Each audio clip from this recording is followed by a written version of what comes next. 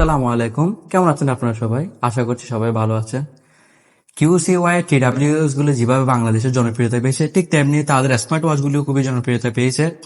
আমাদের স্টুডিওতে আজকে তাদের latest smart watch QCY GS2 এসে হাজির হয়েছে।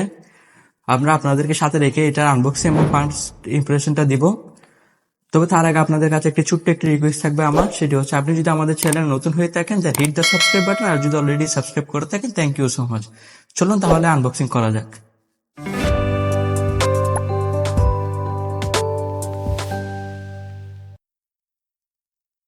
আমরা বক্সটা খুলে দেখি আসলে ভিতরে কি দিয়েছে ওরা।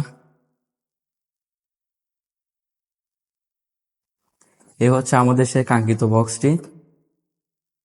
বক্সটি খুবই প্রিমিয়াম, চলুন খুলে দেখি।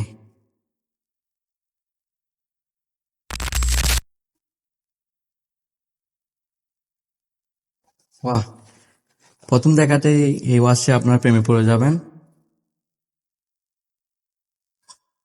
দেখি বক্সে আর কি কি দিয়েছে।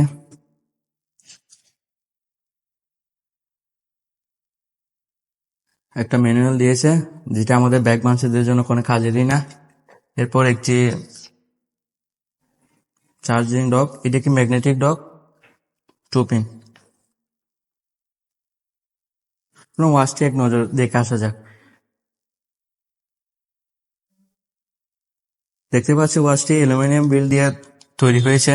এটির ব্যাক সাইডে রয়েছে একটি প্লাস্টিক জাতীয় ম্যাটেরিয়াল এবং রাইট সাইডে রয়েছে একটি ক্রাউন হুইল এবং একটি পাওয়ার অন অফ বাটন, আর এর মাঝে রয়েছে একটি মাইক্রোফোন, আর অন্য সাইডে রয়েছে একটি স্পিকার গ্রিল।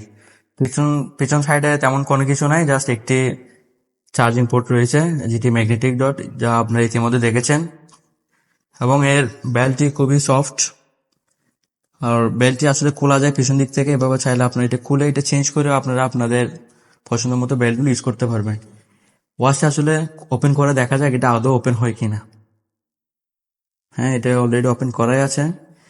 এর উপরে যে ডিসপ্লেটি ব্যবহার করা হয়েছে এটি আসলে একটি অ্যামোলেড ডিসপ্লে। যারা AMOLED always on display prefer করেন তারা এই ওয়াচটি নিতে পারেন। আর এই ওয়াচটির খুঁটিনাটি সব বিষয়ে আমরা আমাদের ফুল রিভিউতে জানাবো। যেহেতু এটি আজকে এসেছে সেহেতু আমরা ফুল রিভিউটা দিতে পারছি না, তবে আপনারা আমাদের ফুল রিভিউটা অবশ্যই দেখবেন। আর আজকের মতো এখানে শেষ করছি, দেখা হবে নেক্সট কোনো ভিডিওতে। আল্লাহ হাফেজ।